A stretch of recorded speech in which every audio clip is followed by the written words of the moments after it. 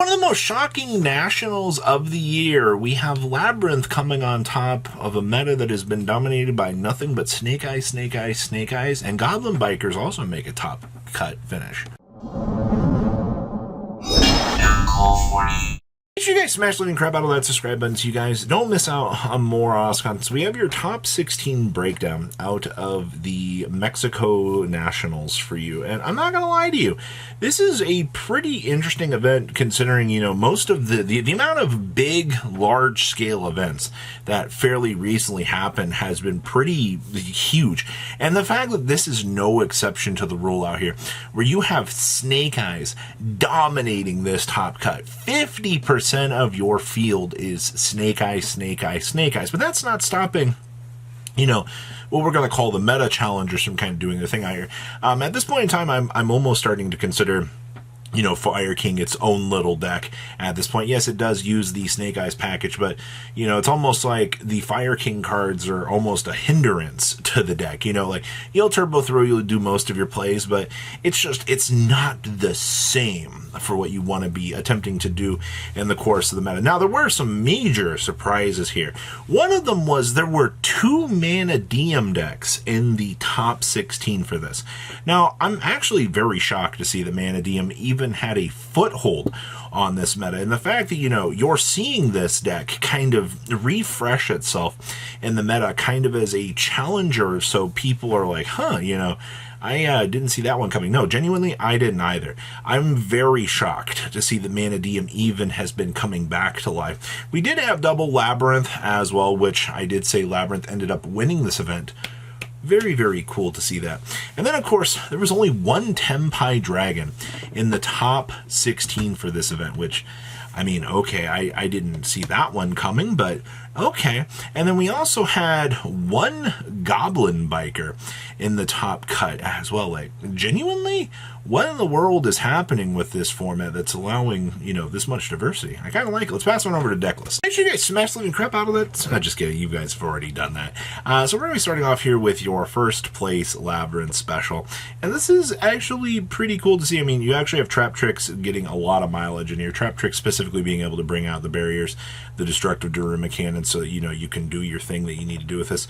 Maximizing on the triple RES as well. This is kind of turned into the norm again. You know, we've returned back to RES massive set value.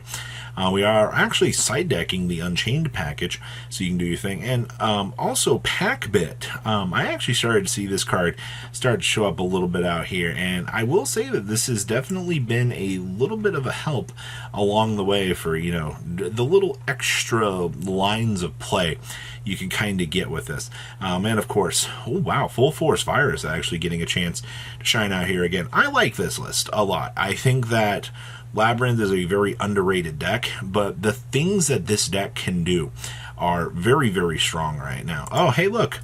Finally, back to the Snake Eyes. You know, it always comes back to, you know, the good old Snake Eyes doing their thing.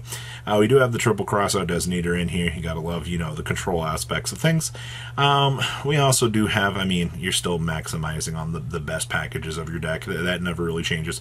The Dramatic Snake Eyes Chase is an interesting card to see returning back to the meta. I'm kind of happy to see the choice of this. We also do have the triple Lullaby of Obedience, and we also have the triple Metaltronus down here as well. Yep, the real challengers of the meta, so we can kind of do our thing. Outside of that, I mean, we have some cute options available. I'm happy to see, you know, differences of takes for this deck, but once again, the way that this meta has been so settled at this point, it definitely opens up the doors to some very interesting choices for what we could actually be doing here. But okay, I'll take this. Next up here, we have Tempai Gas the deck. Now, if you're looking for like some crazy innovations with this deck, I mean, this right here is as crazy as it gets. That's right. We have built-in Cosmic Cyclones in this bad boy, just so you can make sure you can do your thing. We also have the triple Fenrir in here. Fenrir being that control monster that you want to see. Very, very good. I also see we've opted for the double Santa Claus. I mean, hey, you need to be able to kaiju over some of those very annoying monsters. Hey, maybe your opponent's playing U-Bell, and you know, you don't want to dedicate a slot to maybe this good card. Well, you can kind of just go ahead and handle that on over your opponent. This build's also side deck decking the crossouts, I can get behind this, honestly. Whether or not you have these in the main or the side is going to give you options either way. It's just, I've been hand trapped so much, I understand why people do want to have this card. It's so rough out here for these things. But outside of that, you know what? It's not too bad to be seeing changes. Oh boy, we have more snake eyes for you. I thought we would get away from this creature, but that does not appear to be the case. Of course, poor Birch never gets to see any play. Birch shows up like every 100 years in a list.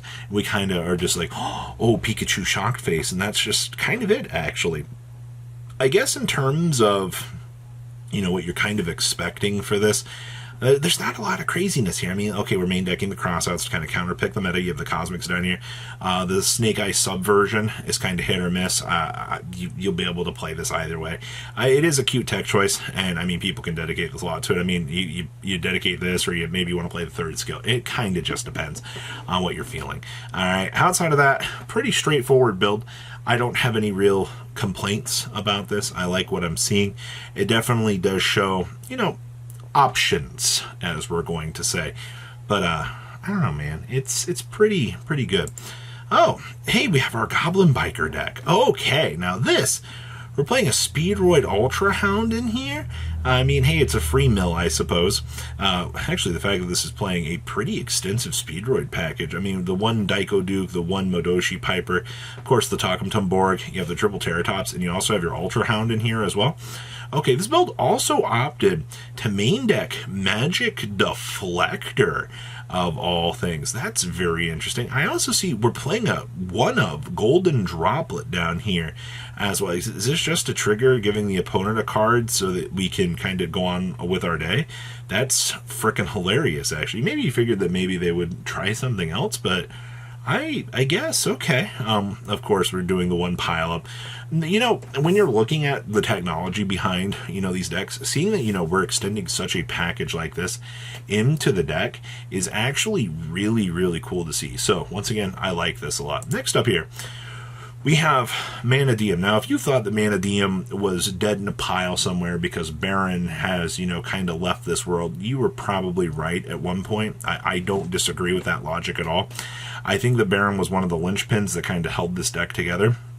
But they've found some interesting options. Monster Reborn for a free extension if need be. We're doing the one copy of the Scareclaw Kashtira, which, I mean, it's a free extender as long as you're able to go down the full reverse Scareclaw line, which shouldn't be a problem for this deck. Hand traps, on the other hand here. I mean, you're on 2 Ash, 1 Droll, 1 Veiler, 1 Moonlit, and 1 Ogre, but we're side decking the crossouts. I get, for as big as this tournament was in terms of ratios, getting away with, the random one of hand traps, I always think is kind of a very cute thing to just kind of see what we can kind of cook up. But outside of that, this is very, very cute. I'll take this. We have our Runic stun deck for this event. Okay, so we do have the Amanos checking in. You do have the card scanner. All right, so this is the basic stuff. You do see the 2 Morganite as well. We're also sticking around on the 1 Pot of Desires all day long, absolutely. Of course, the Pot of Dualities for the filtering. That never really changes all that much. 2 Synchro Zones, and then, of course, the Armada of Floodgates. Okay, and then of course I do see we have Yield, Curse, Seal, the Forbidden Spells, the Super Ancient Organisms in here as well. Everything that you want to be seeing with your Floodgate aspects to slow down the game is good. Though this build does do one interesting thing. They've actually opted to play 2 Doomsday Stars. I actually this is kind of interesting. I never really considered this actually, but the fact that you're getting away with this. I will say that's kind of cool. But outside of that, yeah, that's Runic Stun doing its absolute best out here. And then we have some Voiceless Voice Kashtira. Wait, what? We're actually playing the 2 Fenrir, the 1 Unicorn. We also have a Splash to Birth in here. That's this is just a little tech choice just to be able to put a Unicorn on the field so you can rip something away from your opponent's extra deck. And, we joke about the extra deck ripping from Unicorn, but that just kind of proves how stupid this package is. I guess also, this lets you turbo out the Draco Sack on into the Heat Soul here just to put the extra little pressure on your opponent. That is actually freaking hilarious. All of this just to turbo out a Heat Soul. just to get some draw power. Actually, I think that's kind of devastating, but okay, interesting. So, what do you guys think? Please leave a comment down below. Tell me what you guys think, and I will see your beautiful faces back here in a day, guys. Peace. Patrons, thank you.